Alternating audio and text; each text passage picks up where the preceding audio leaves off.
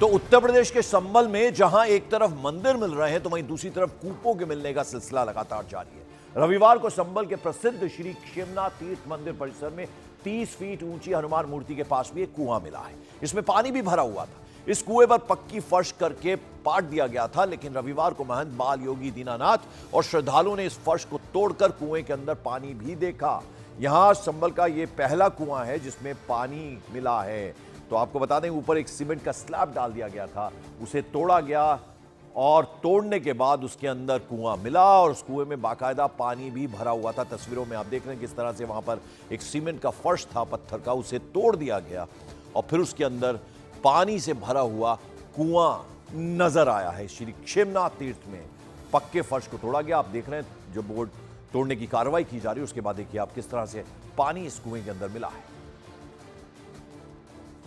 संभल में प्रशासन लगातार नए कूप खोजने की कोशिश कर रहा है, तो वहीं एक ऐसा कुआं तीर्थ क्षेमनाथ महाराज जी के दरबार में ऐसा मिला है जहां पर 10 मीटर के आसपास ही पानी नजर आया। ये ऐसा पहला कुआं है जहां पर न्यूज़ 18 इंडिया की टीम पहुंची और इस कुएं में पानी नजर आ रहा है। इससे पहले हमने कई सारे कूप देखे, 19 कूपों को इस वक्त एएसआई के द्वारा सर्वे किया गया। उसके बाद एक क्षेमनाथ तीर्थ जो यहाँ पर इस मंदिर में एक ऐसा कुआं था जिसे बंद कर दिया गया था, लेकिन प्रशासन की कोशिशों के बाद इस कुएं को खोजा गया है और इस कुएं को खोजने का मकसद यही है कि जितने भी कूप यहाँ पर ऐतिहासिक हैं, पुराने हैं, उनको खोजा जाए, उनके बारे में पता लगाया जाए और इसीलिए यहाँ पर मजदूरों को लगाया गया है। तस्वीरों में देखेंगे न्यूज़ 18 के कैमरे पर आपको ये मजदूर दिखाई देंगे जो यहाँ पर इस वक्त काफ़ी देर से काम कर रहे हैं और यहाँ पर जो लोग यहाँ पर काम कर रहे हैं, उसके अलावा यहाँ पर इस पूरे कूप को खोजने का मकसद क्या है, इसको लेकर यहाँ पर बाबा जी हमारे साथ हैं, उनसे हम बात करेंगे। बाबा जी ये बताइए कि ये कब कितने बजे शुरुआत हुई है? ये अभी जो है लगभग 4 बजे से इस कुएं की खुदाई की शुरुआत की गई है जी। क्या ये कुआं बंद कब किया गया था और क्यों अब खुलवाया? प्रशासन की टीमें आई थी पूरा? नहीं, प्रशासन की कोई टीम नहीं आई है वर्तमान समय में। ये तो सब बाबा की चेतना है। सिद्ध शिरोमणि बाबा क्षेमनाथ जी की यहाँ समाधि है। बाबा क्षेमनाथ जी ने हमें चेतना दी है और इस कुएं के विषय में ये ज्ञान नहीं है कि किस समय से जो है ये बंद है जी। वर्तमान प्राचीन कुआं है जी, वो आप देख सकते हैं, सदियों पुराना कुआं है। माना जाता है जब तीर्थ नगरी संभल का निर्माण भगवान विश्वकर्मा के द्वारा किया जा रहा था, उसी समय का ये कुआं और ये तीर्थ जो तीर्थ नैमिषारण्य तीर्थ का उपतीर्थ नीमसार तीर्थ के नाम से इसको जाना जाता है, वो तीर्थ। और ये कूप आप देख सकते हैं, ये बिल्कुल बगल में है। इस कूप का क्या नाम? इसकी अभी पुष्टि कुछ नहीं हो पाई है। ये क्योंकि कूप के बारे में कहा जाता है कि कई कूप अलग अलग जल लेकर, किसी के जल पीने से निरोग होता है, तो इस तरह के इस कूप में भी कोई ऐसी विशेषता? इसकी विशेषता होगी, इसके विषय में अभी जो है रिसर्च की जाएगी। जो भी सच्चाई होगी वो सब सामने आ ही जाएगी।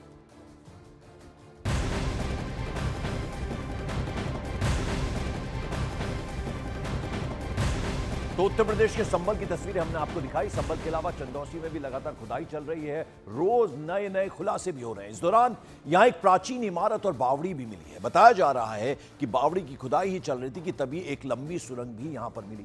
रविवार को हुई खुदाई के दौरान बावड़ी में 4 कमरे मिले हैं। जो लोकल्स हैं वहां पर, स्थानीय लोग हैं, उनकी माने तो ये बावड़ी 3 मंजिला है, यानी 3 स्टोरीज हैं उसकी, और इसमें 12 कमरे बाकायदा हैं, कुआं है और एक सुरंग भी है इसमें। संभल के चंदौसी में जिस जगह पर बावड़ी मिली है, वो बावड़ी में इस वक्त खुदाई हो रही है। लगातार जो खुदाई अंदर की तरफ है वहाँ पर मजदूरों को भेजा गया है और ऊपर से हम आपको ये तस्वीरें दिखा रहे हैं टॉप एंगल से, क्योंकि यहाँ से पूरा एरिया यहाँ से कवर होता है और इस बावड़ी को देखकर आपको लगेगा कि इसके अंदर कई सारे कमरे हैं। जिस तरह से दावा किया गया था, हम भी गए थे वहाँ पर अंदर, और वो कमरों के अलावा जो 2 रूट हमें दिखाई दिए, क्या वो सुरंग थी या फिर बावड़ी का ही एरिया है, ये कहना अभी जल्दबाजी होगी। वहीं एक कुआं भी है जिसके लिए भी यहाँ पर इंतजार किया जा रहा है, लेकिन कुएं के आसपास और इस बावड़ी के आसपास कई सारे घर भी बने हुए हैं, क्योंकि इन घरों में जो लोग रहते हैं उन लोगों ने पहले यहाँ पर ज़मीनें खरीदी और ज़मीनें खरीदने के बाद यहाँ पर उन्होंने अपना घर बनाया। क्योंकि जब प्लॉटिंग यहाँ पर चल रही थी तो सिर्फ इसी एरिया को छोड़ा गया था प्लॉटिंग करने वाले लोगों के द्वारा, और उसके बाद उन्होंने चारों तरफ प्लॉटिंग करके घर बसाए। कई लोगों ने यहाँ पर प्लॉट लिए और उसके बाद घर बसाया, क्योंकि ये कहा जाता है कि बावड़ी प्राइवेट भी हो सकती है, क्योंकि अब सरकारी कागज़ों में इसका, राजस्व के कागज़ों में भी इसका जिक्र है और इसका एक नंबर दिया गया है। की 215 नंबर में ये बावड़ी का जिक्र है। तो अब यहाँ पर जो टीमें हैं वो यहाँ पर काम कर रही हैं, लेकिन प्रशासन के अलावा यहाँ पर स्थानीय लोग भी हैं रहने वाले। आप लोग यहाँ पर रहते हैं, आपके ठीक घर के बगल में ये बावड़ी निकली है, क्या कहोगे? देखो, कभी नहीं पता तो है, ये बहुत पुराना किला है, कुआं टाइप का है ये। तो यहाँ पे जो प्लॉटिंग हुई थी पूरे एरिया की, तो इधर साइड का एरिया छोड़ दिया है। वैसे तो ये बोला गया था कि ये पार्क वगैरह बनाया जाएगा यहाँ पे। तो काफ़ी टाइम से यहाँ पार्किंग का भी था, तो पार्किंग पे गाड़ियाँ भी खड़ी होती थी। तो अब एक अचानक जैसे यहाँ अतिक्रमण चल रहा है चंदौसी में, उसके चलते हुए यहाँ पे भी ये खुदाई हो रही है। तो खुदाई के दौरान ये सब कुआं निकाला गया है और 4 तरह की इस तरह की गुफाएँ वगैरह बना रखी है। ये है तो बहुत लंबा, मगर अभी देखते हैं अब क्या होता है।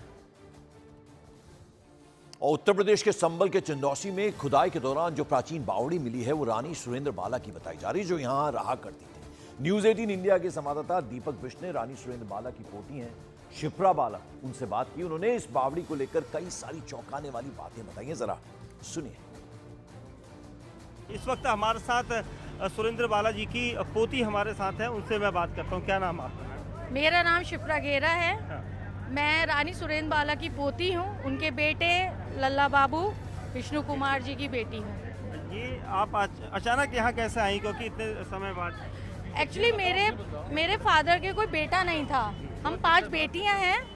तो मेरे फादर जब एजेड होते चले गए, तब उन्होंने मुझे, मेरे हस्बैंड अतुल घेरा हैं, इनको यहाँ पे बुलाया था। चंदौसी की और भी संपत्ति है हमारी, जारई में है, रीट में है और बेहतरी में है, हमारे काफ़ी फार्म्स बने हुए हैं।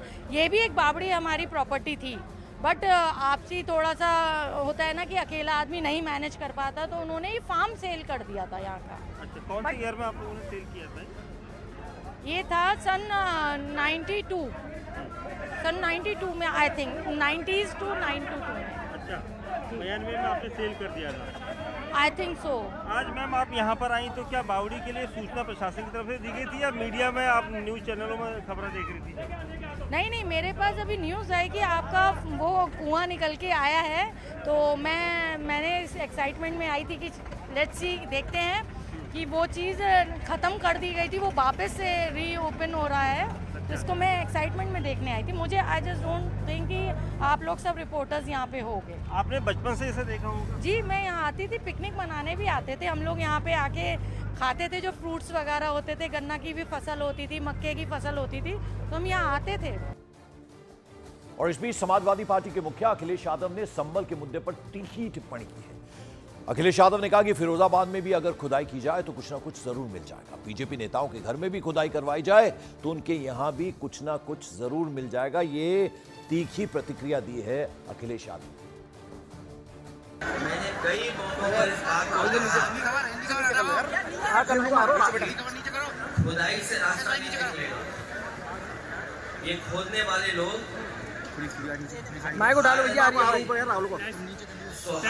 खोदेंगे, और पहले भी गलत था, क्योंकि जब हमारे देश में प्लेसेस ऑफ वर्शिप एक्ट पहले से मौजूद है, और प्लेसेस ऑफ वर्शिप एक्ट इस बात की पाबंदी लगाता है कि किसी तरह की चीजों में इस तरह के खुदाई के काम न हो। लेकिन भारतीय जनता पार्टी जानबूझ करके इन मसलों को इसलिए उठा रही है क्योंकि किसान के सवाल पर वो बात नहीं करना चाहते। अरे नीचे कर लो यार। भारतीय जनता पार्टी से किसान ये पूछे कि आपने तो किसान की आय दोगुनी की बात की थी, लेकिन किसान आज भी तकलीफ और परेशानी में है। उधर संबल में जिस तरह से मंदिर और लगातार जो खुदाई हो रही है उसे लेकर विपक्ष उत्तर प्रदेश सरकार पर हमलावर है।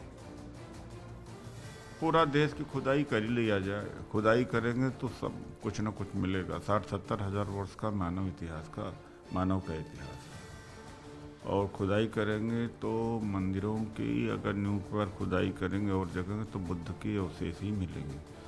तो फिर यही कर दिया जाए कि हमें अगर पीछे ही जाना है और देश को बर्बाद करना ही है तो कर ले बर्बाद।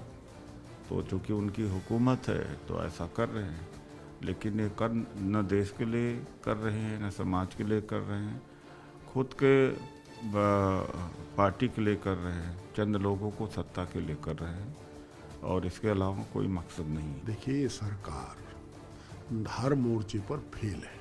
ना नौजवान को रोजगार दे पाएगी, ना सस्ती सिंचाई दे पाई, ना सस्ती दवाई दे पाई, ना सस्ती पढ़ाई दे पाई, ना किसान की आय दोगुनी कर पाई, ना विदेश नीति में कामयाब है।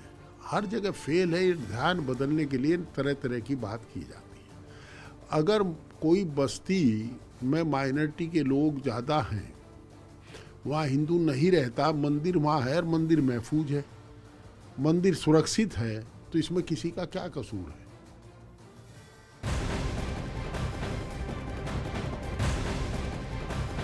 उधर संभल से समाजवादी पार्टी के सांसद जियाउर रहमान बल्ख की मुश्किलें कम होने का नाम नहीं है।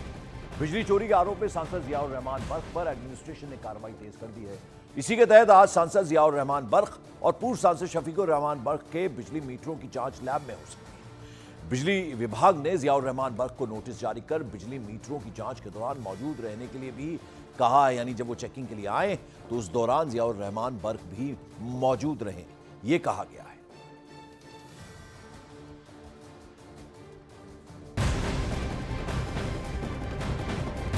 उधर उत्तर प्रदेश के अलग अलग डिस्ट्रिक्ट्स में मंदिरों के मिलने का सिलसिला जारी है। संभल और वाराणसी के बाद मुजफ्फरनगर के मुस्लिम इलाके में एक शिव मंदिर खंडर अवस्था में मिलने के बाद आज मंदिर के शुद्धिकरण का ऐलान कर दिया गया है और इसको लेकर पुलिस एडमिनिस्ट्रेशन अलर्ट है। योग साधना आश्रम के महंत स्वामी यशवीर जी महाराज के नेतृत्व में आज मंदिर का शुद्धिकरण किया जाएगा और दावों के मुताबिक मुजफ्फरनगर के लद्धावाला में 54 साल पहले बने शिव मंदिर की हालत खस्ता हो गई है। ये मंदिर मुस्लिम बाहुल्य इलाके में होने के कारण अब खंडहर में तब्दील भी हो गया है। तस्वीरें दिखा रहे हैं हम आपको। आज ये जो खंडहर में तब्दील हो चुका है मंदिर, इसका शुद्धिकरण किया जाएगा। ये लद्दा वाले में जो मंदिर का शुद्धिकरण करना आ रहे हैं महाराज जी और सभी हमारे हिंदू भाई, तो उसके लिए मीटिंग रखी गई थी कि प्यार मोहब्बत रहे और एक जगह अपना रहें, तो इसलिए उसके लिए हमने मीटिंग रखी गई। तो जो भी महाराज जी जो सभी हिंदू भाई आएंगे तो हम उनका मोस्ट वेलकम है, स्वागत करेंगे उनका और जिम्मेदारी के साथ निभाएंगे। कौन कौन था इस मीटिंग में? इसमें मीटिंग में मोहल्ले के जिम्मेदार लोग थे और भी सभी जिम्मेदार थे, सभासद भी थे 2 और।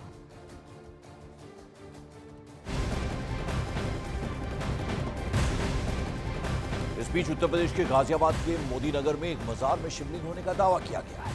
यहाँ का गांव है आबिदपुर मानकी। यहाँ हिंदू युवा वाहिनी के पदाधिकारियों ने शिवलिंग के लिए अलग रास्ता दिलाने की मांग उठाई है। दावा है कि 150 वर्ष प्राचीन ये शिवलिंग कब्रिस्तान की बाउंड्री में पीर के पास है। रविवार को हिंदू युवा वाहिनी के लोगों ने शिवलिंग की सफाई कर जलाभिषेक भी किया, मंत्रोच्चारण भी किया गया। उन्होंने अपनी मांग को लेकर मोदीनगर थाने में बाकायदा शिकायत भी दर्ज कराई है।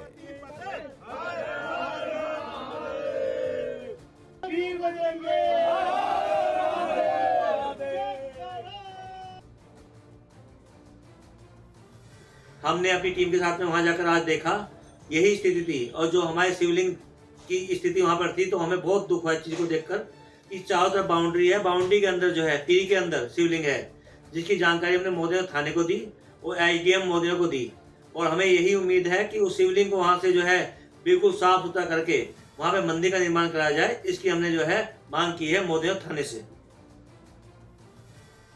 तो मोदीनगर से ये खबर है। आप देखिए किस तरह से वहां मोदीनगर में मजार की बाउंड्री वॉल में शिवलिंग का दावा किया गया है। हिंदू युवा वाहिनी के लोगों ने बाकायदा शिवलिंग की वहां सफाई भी की है, जलाभिषेक भी करते हुए नजर आ रहे हैं। हिंदू युवा वाहिनी के ये तमाम मेंबर्स हैं। आप देखिए किस तरह से वहां मक्खन का लेप किया जा रहा है, उसका शुद्धिकरण किया गया और फिर बाकायदा वहां जलाभिषेक भी किया गया। इसके अलावा हिंदू युवा वाहिनी ने मोदीनगर थाने में शिकायत भी दर्ज कराई है।